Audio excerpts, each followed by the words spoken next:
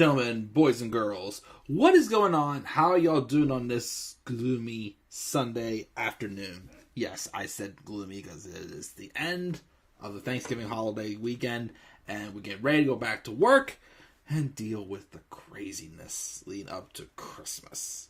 But hopefully, it'll all be worth it in the long run. But we've got lots to do today, lots to catch up on, and we are going to get started here, rolling through. What is going on, guys? This is the Club of the Man 1993, and we are here live for my live review of this past Wednesday night edition of AEW Dynamite. It took place again this past Wednesday, November 23rd, 2022, and it took place in Tony Khan's favorite town, Chicago, Illinois, because we have to go back to Chicago how many times a year? But of course, Chicago did not disappoint as well. Again, I do apologize again. It took me forever to get to some of these reviews, but again, the holidays, it was busy this week. Trying to actually was trying to do this one on Friday, actually, but let's just say shopping got complicated and I didn't have enough time. So of course I am going to try to do 3 live streams and a bunch of other, small stuff I'm going to be recording. Well, 1 or 2 bigger ones I'm going to be recording on the side, but trying to get a lot of content caught up today as possible. Not as busy, of course, as I was these past 2 weeks. So hopefully leading up to Christmas, of course, I should be able to get back on track with my reviews. For now. Of course, it is going to, get crazy again when the holidays come back around again, but, it's just life, people. We're going to stop. I can't talk. We're going to start today by talking about this past episode of Dynamite. I almost, believe it or not, did do this one pre-recorded. Like I said, with how busy it was this past week, there was a couple of reviews that had to be pre-recorded and not live. But this episode of Dynamite, I felt like needed to go live. Especially because of some backstage news and a certain match that took place on this show. That makes me want to talk about something that I really have not wanted to talk about for the past few months, because I'm tired of talking about it. But this is a point where it's like, okay, let's drop the cuffs and let me just go loose and just talk about it. But overall, Dynamite was still a great show. I was very intrigued by a lot of things on this show. It is, of course, the Fallout show from Full Gear. Of course, why did Regal turn on Moxley and help MJF? What is next in the second match of the best of 7 series for the between the Elite and Death Triangle. We're going to have Chris Jericho versus Tomohiro Ishii for the Ring of Honor World Title. We're having Orange Cassidy versus Jake Hager for the All Atlantic Championship. Of course, where does the women's division go after we got a new AEW Women's Champion? That's right, Women's Champion, because there was a big announcement on this show as well. And so many things to look forward to. So many things that have left us wondering and left me intrigued. So I will roll in and talk about all that. So this might be a little bit of a longer, Dynamite review. I mean, 2 weeks ago we had almost an hour long. This one last week's was only about 20 minutes because it was pre-recorded. This one could be a little longer. So I am glad I waited till I had the time, and was going to be able to, talk out and discuss, the big thing that came out of this episode of Dynamite for sure is more fallout from the All Out media scrum. It was the first time we were actually back in Chicago since that incident happened. So I am going to talk about this. We have nobody in the live chat right now. That is okay. We'll roll in still and talk about everything that happened on this episode of Dynamite. So the show opened up with William Regal in the ring. And he is just getting his ass handed to him. Bunch of F.U. Regal chants and whatnot. Because William Regal turned on Jon Moxley and pretty much everyone in the Blackpool Combat Club at Full Gear, helping MJF win the AEW World Championship. Now, of course, this is my first taste of seeing Regal as a heel, as of course for the longest time, since he was I only really got to see him as the general manager of NXT, he was a babyface. So this is kind of my first taste of seeing Regal as a heel. But anyways, he opens up the show, and he basically says how we're not going to see Mr. Friedman until next week because he does not have time for places like Chicago. He's on set for a major motion picture, but he's pretty sure we're all wondering what's the union between them. And then, and Regal, of course, and then the pause is when the FU Regal chants got even heavier. And he calls them uncouth before saying a number of weeks ago he sent MJF an email that won't be privy to until next week, when MJF will return and explain everything. Of course, this then brings out Jon Moxley, obviously going ready to get into the ring and tear Regal apart. But as he's making his entrance, out comes Blackpool Combat member also, Bryan Danielson. He then, of course, is trying to get in between the two of them, and Bryan's trying to hold back John, going, hey, wait, stop. And then, of course, Mox shoves him, but then Bryan manages to hold the line, and he gets on the microphone. He says, look, I don't know why Regal did what he did, and that was a bad thing, but so have both of them. He's asking John because he knows Regal has a bad neck and 2 brain bleeds. Yes, basically Regal, in real life, his health is very fragile. And basically, he can't really do anything like physical anymore. Because I was surprised, like a week or two ago, whenever the firm came down and was like got in the midst of it. I think even like did attack Regal a little bit too, which was again strange, knowing how fragile Regal's body is. Basically, he says, "Oh, sorry about that." He basically says how Regal has a bad neck and 2 brain bleeds, and please don't hurt him. Bryan asks him more, and even slaps Moxley, trying to put some sense in him before, getting on his knees and apologizing.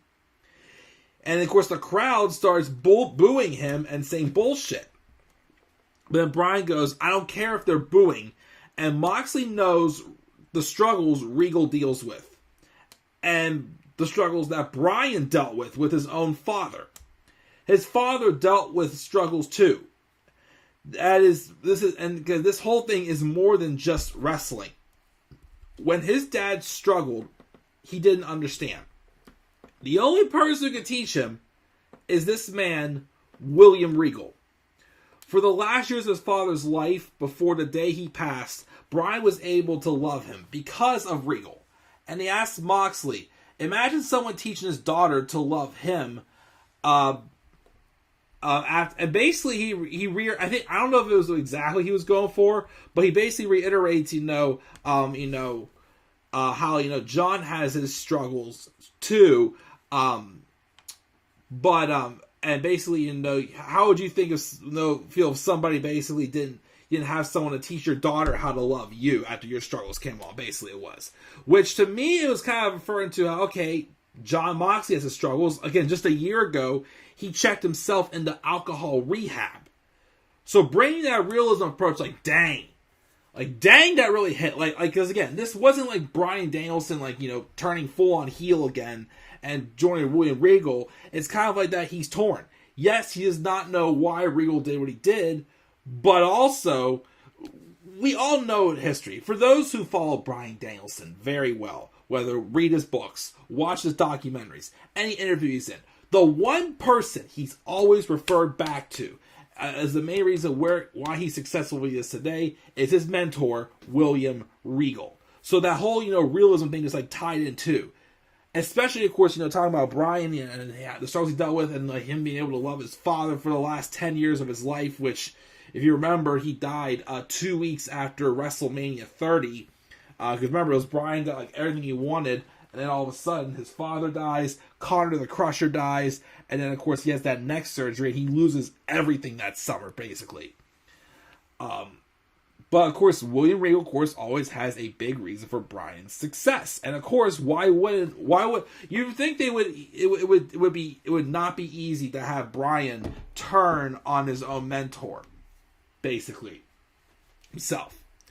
So I love that storytelling there. So basically, he's trying to talk some sense in the Moxley. Like, don't hurt this man. This man. I don't know why he did this, but just understand me. Understand this. And then finally, Moxley takes a good long beat in the ropes, and then he gets really close to Regal. He says, I want one thing from you. Run. Run far away. As far away as he can. And never, ever come back. And then Regal exits, and then he walks away.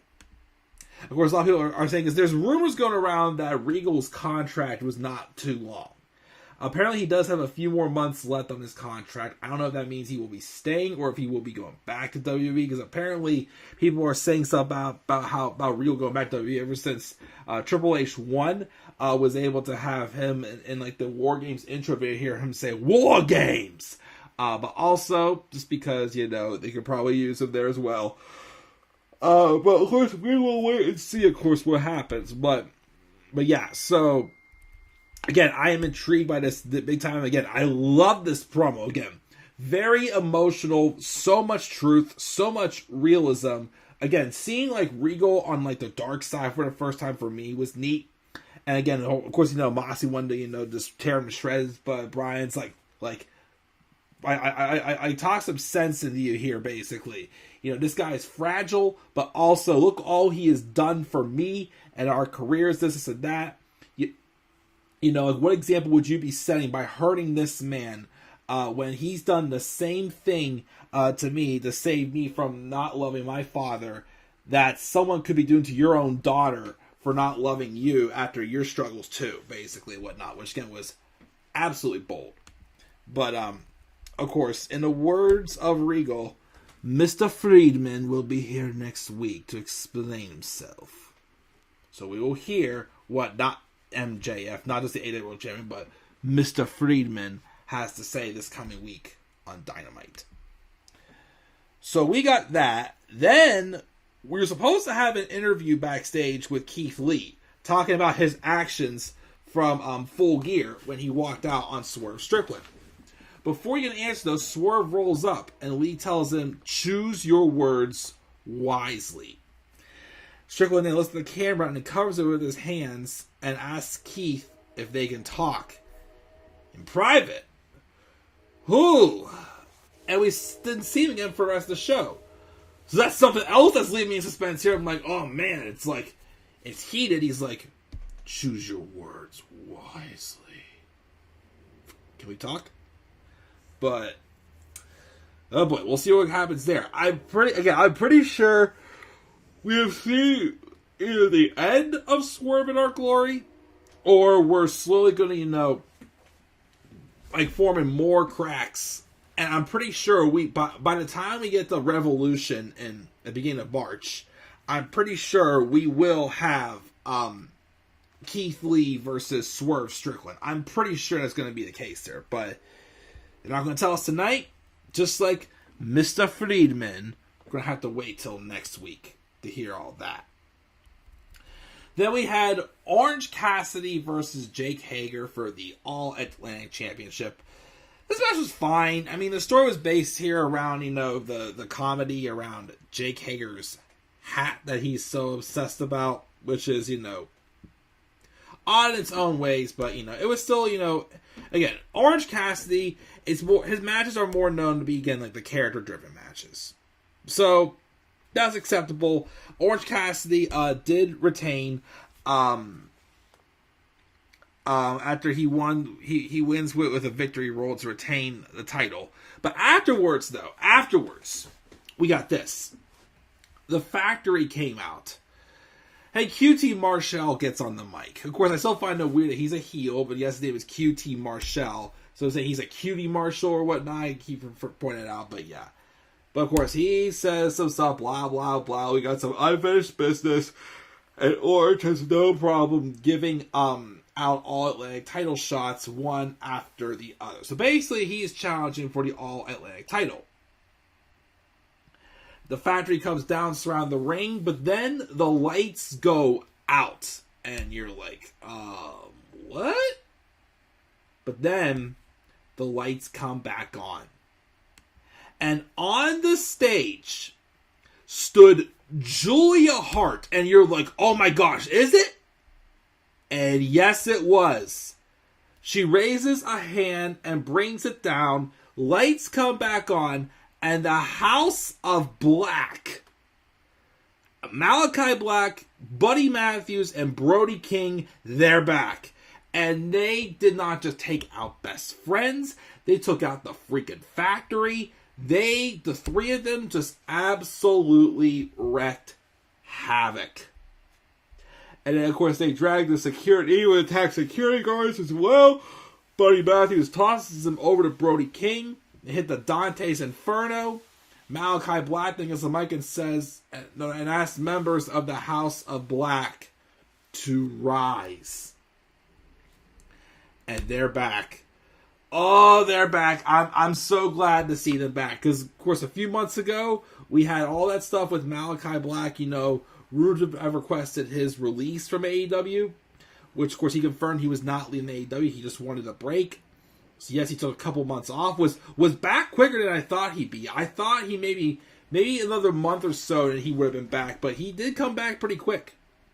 So he came back. Buddy Matthews wanted some time off.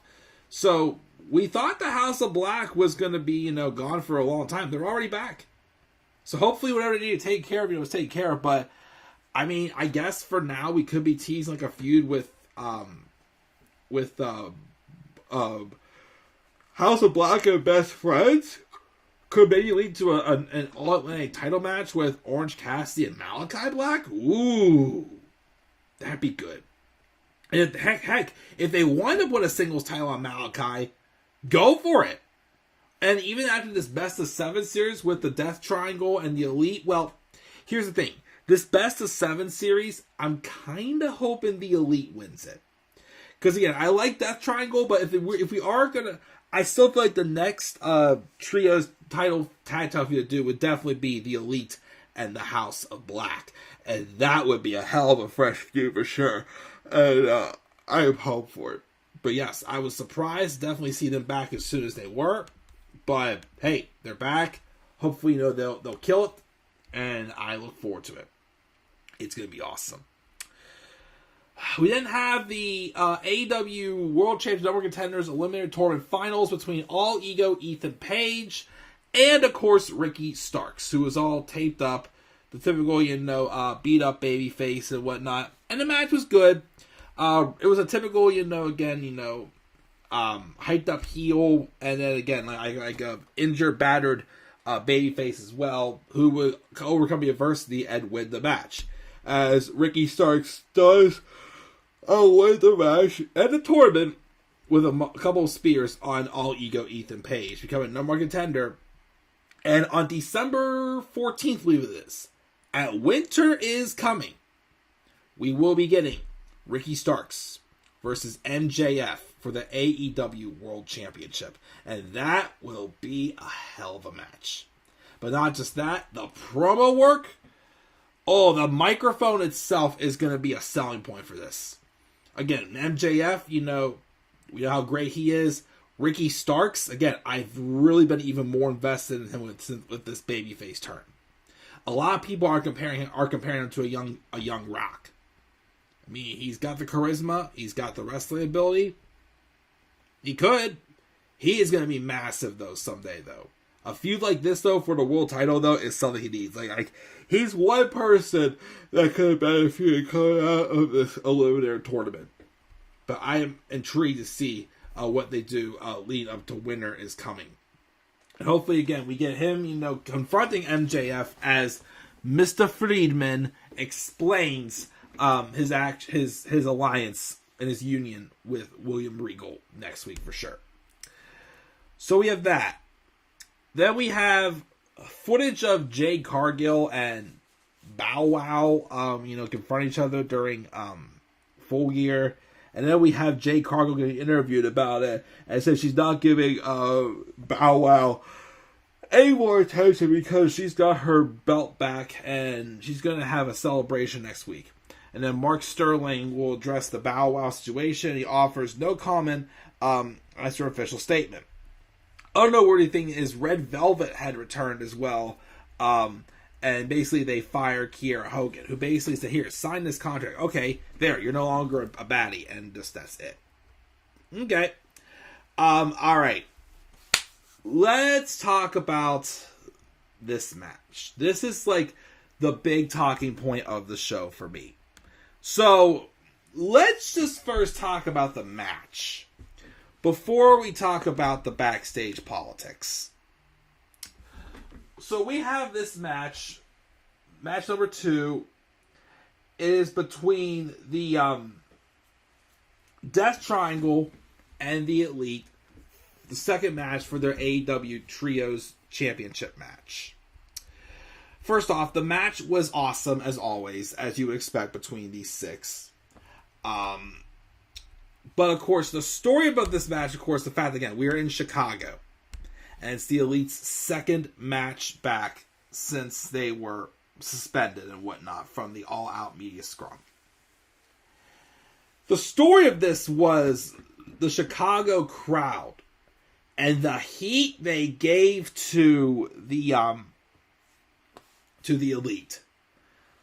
The moment Carry On My Wayward Sons hit, Chicago booed the Elite out of the building. But something to give credit to AEW wrestlers is even if they're supposed to be the baby faces, if they're getting booed in a crowd, like, Jon Moxley, in Chicago, and even at Full Gear, was obviously being treated like the heel, being booed, he reacted to the crowd like he was the heel. And that's exactly what the Elite did. We're getting, F the Elite and the CM Punk chants. We gotta view F CM Punk and whatnot, but obviously, again, this was the most anticipated thing was how would the Elite be treated when they return to Chicago after the whole media scrum thing happens. And then the thing also was the Elite had so many CM Punk references in here. From a Terminator dive off of the ropes. We had let me see what else we had here.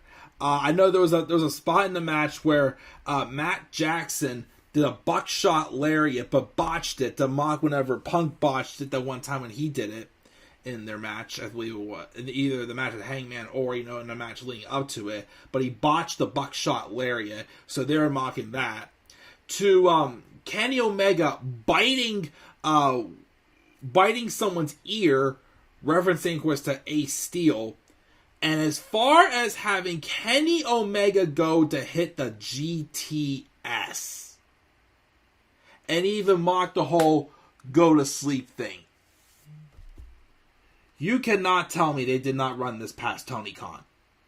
You cannot tell me the Elite came back and then instantly decided to go into business for themselves after what just happened. You cannot tell me that Tony Khan did not approve all that. And, of course, this leads me to want to talk about something that was reported last week, right before this. So, we actually had Kenny Omega get an interview. He was interviewed. Where is it? When we find it. By Sports Illustrated's Justin Barrasso.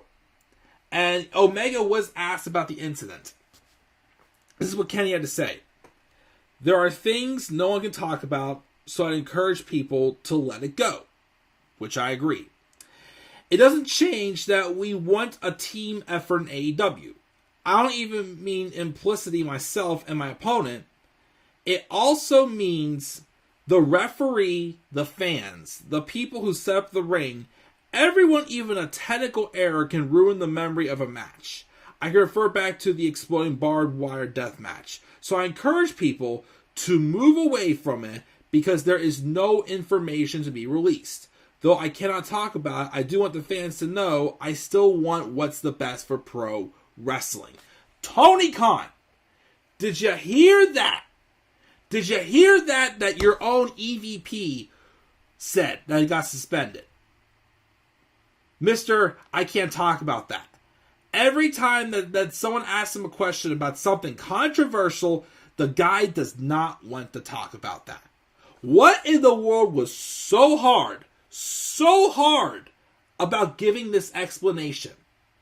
I mean, he says a little more, we'll read in a second here, but again, yes, you don't want to go too deep into details with what's going on. I get that, but at least tell us something to put us at ease, to know that you actually give a shit about the situation and you're not trying to hide your image. Say something like I still want what's best for professional wrestling. It's that's all you had to say. That's all you had to say. What the hell was so wrong with not saying that?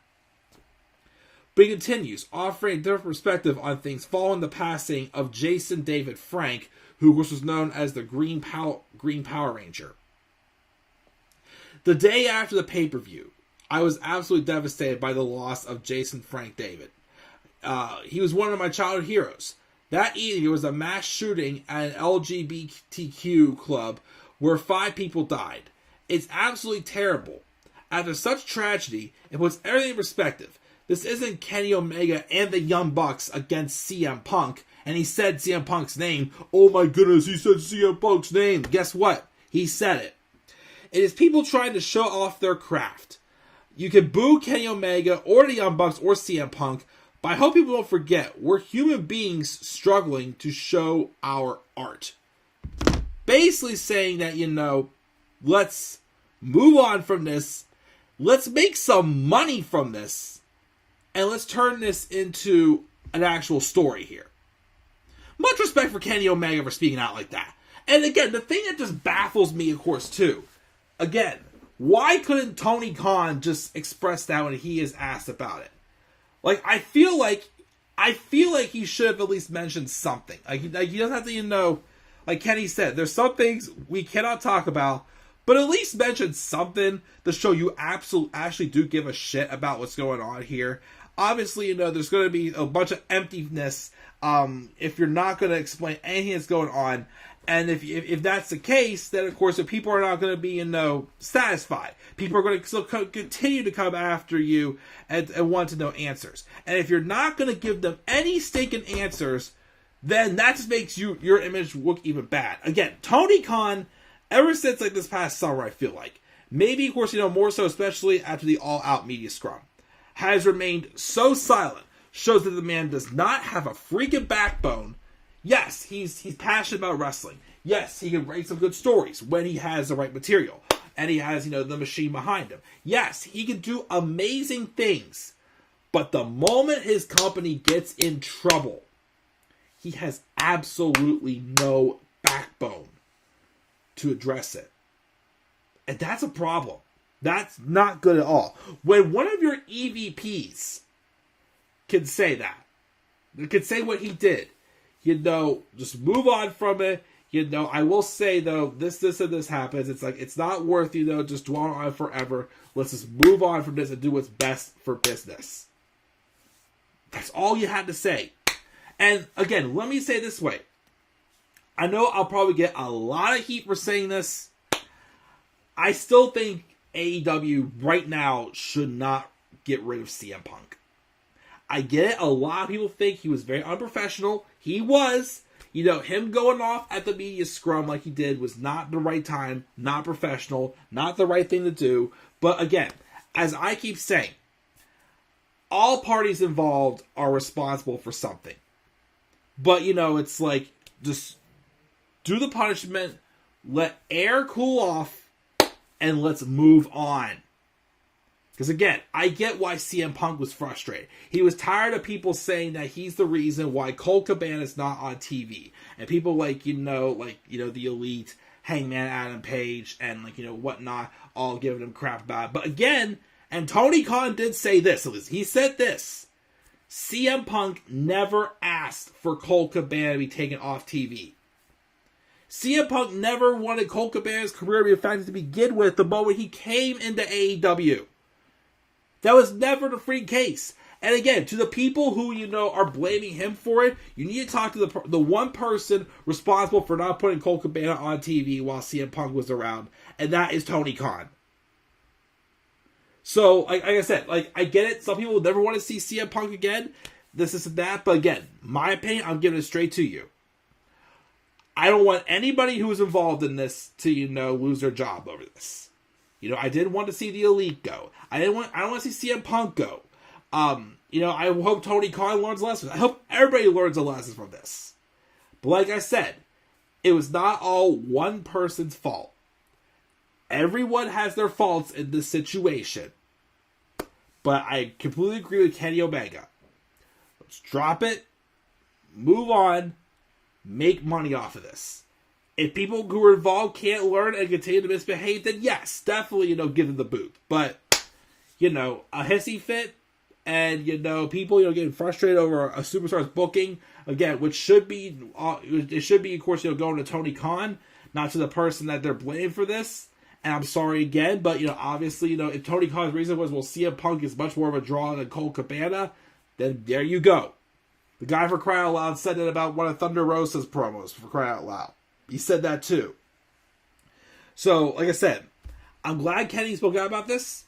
And I'll say it this way. I think all parties should come back to AEW and just, move on from it. Or, again, like I said, turn it into a freaking feud. It's just my opinion. But getting back to the match, though, I think what also was interesting, too, is the fact that the hammer was going to be used by both teams. But eventually, Death Triangle win with a lateral press from Pac onto Matt Jackson. And the Death Triangle goes up 2-0 on the Best of 7 series. All I ask, though, is please don't make it like, Death Triangle wins 3, and then the Elite wins 3, and then the Elite comes back and 3 and tie it all up. No, I'm fine with Death Triangle going 2-0. But if you want to give, the Elite a victory or two before you have, Death Triangle win again before you get to the 7th series, then, fine. But, don't do this whole thing where it's always they win the first 3, they gotta come all the way back to win it. No, don't do that. But there's that. Penta El Zero Miedo, though, used the hammer this time. But after the match, Rey Fenix was upset at Penta for doing that in the first place. So everybody, of course, get involved using hammers. But then we have also this big announcement then. Renee Paquette announced that because Thunder Rosa is still going to be out longer term, she and AEW management have mutually agreed for her to relinquish the AEW women's title. And Jamie Hayter is, in fact, your AEW Women's World Champion. And it was also announced that Tony Storm's reign will be recognized as an AEW Women's Championship reign, not an interim championship reign. That, of course, was a great move to make. And I'm sorry. When they first had it announced that, when Punk got hurt after Double or Nothing, I'm like, fine. I was up for the idea. The whole interim championship thing just did not work. Because it just happened several more times. It sucked the life out of it. And again, it just made everybody who held the title like an afterthought. Like they're just keeping the title warm for whenever the real champion comes back. Like it did make both of Jon Moxley's reigns. I'm sorry, he put us with good matches, yes, but they just felt meaningless. And Toni Storm worked her ass off, but yet had to drop the title to Jamie Hayter, which of course she deserves it. But of course you didn't want to make Toni look an afterthought either. So I think Thunder Rosa in the first place did want the women's title to be dropped, especially also because they just weren't booking her well at all with the women's title. But very class move. Then we have Britt Baker and her cronies backstage, and Britt says they were considering the word interim, and this is just how everybody that we already know what we already know, and we get ready to go to break. Which of course it it was kind of like they're asking Jamie Hayter the questions since she is the women's champion. But then Britt Baker cuts her off and basically like, yeah, you may have, the title, but I'm still the boss around here, basically, type thing. Just seems being planned for that eventual Britt Baker turning on Jamie Hayter, which I'm surprised it didn't happen yet. Like, you would think after Britt lost to Saraya and Jamie won the title, you would think that it would kind of be like, again, a whole, like, Evolution turning on Randy Orton thing. It was set up for that perfectly. But I guess not getting it yet. But anyway, so we then have this triple threat tag match, and Team DMD win with a stomp from Britt Baker on the Sky Blue. Then we have an interview backstage with Renee Paquette and FTR and Top Flight, where basically Top Flight challenges FTR for the ROH World Tag Titles on Rampage this coming Friday. Have both have respect for each other, and they agree for the match. And then we have a segment of the Acclaimed to hold court in the ring. Andy Bowen says there's a lot to be thankful for Thanksgiving, including their successful defense of the tag titles, plus his shoulders feeling better, and Daddy Ass is all healed up and ready to scissor. They go ahead and go, "Scissor me, Daddy Ass!" And then they scissor. And then Jay Lethal and Jeff Jarrett comes out and basically teases a match between Jay Lethal and Jeff Jarrett. Why are we doing this? I didn't give a crap about Jeff. I mean, the match between Sting and Darby versus Jay Lethal and Jeff Jarrett was fine. But the heels lost. So now why are they going after the tag champions? Why should they? I don't know. I mean, I like Jay Lethal. Not the biggest Jeff Jarrett fan, so I don't get why either. And then the main event was Chris Jericho and Tomohiro Ishii, which is a very, very vicious, hard-hitting match. So much so that during one of the commercial breaks, we came back and Jericho's chest was bleeding. Busted open from Tomohiro's chops. But that was, a good match. Jericho does win with the Lionheart Tamer as he got Ishii to tap out. Afterwards, though, Claudio Castagnoli comes up from behind him and lays him out with an elbow. So still showing that there is that match. I believe on Rampage, it was announced that at Ring of Honor Final Battle on December 10th, it will be Chris Jericho versus Claudio Castagnoli. And I guess, of course, if Castagnoli wins, he wins the title. If he loses, he must join the JAS. Okay, good stipulation behind it. Probably not going to watch it. Got too much to do, of course, watch these additional shows.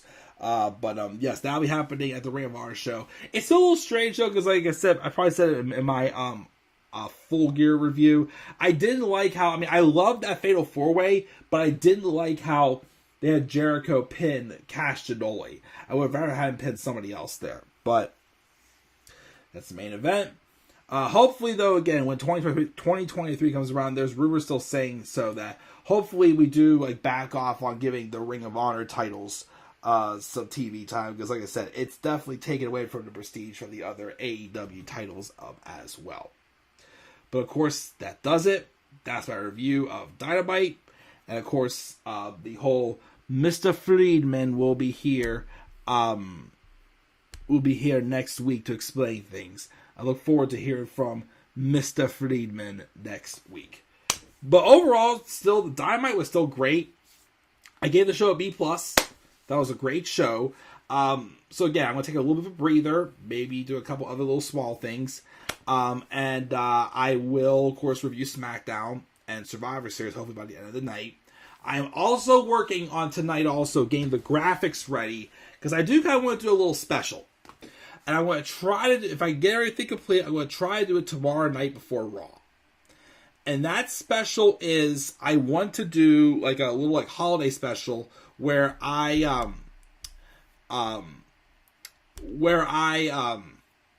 what's it called? A holiday special where I share which WWE or AEW t-shirts are on my wish list this year, because I have a lot. I didn't really, look up too many last year, but obviously since my list mostly had a lot of old shirts, then I had to obviously redo it. But I said, like, you know what? What about this person? What about this person? So because of that, I want to do a little special, just something fun, just something a little different that I haven't done for a while.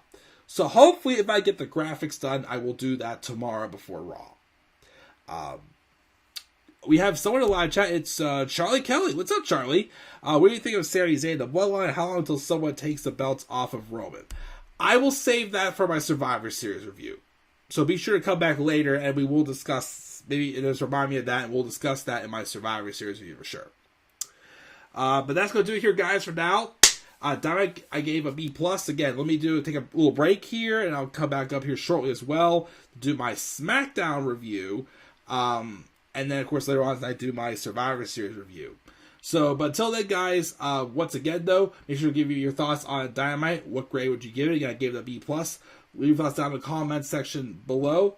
Slap a like on the video. Subscribe or comment to my channel. Follow me on Twitter. Again, my new handle, at the Club of Demand 93. And make sure to shout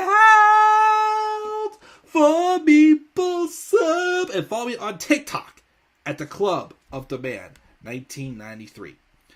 And until then, guys, I'm checking out, though. I'll catch you all in a little bit for my SmackDown review. And I'll see you guys all later. Have a great rest of your night. Peace out, everybody.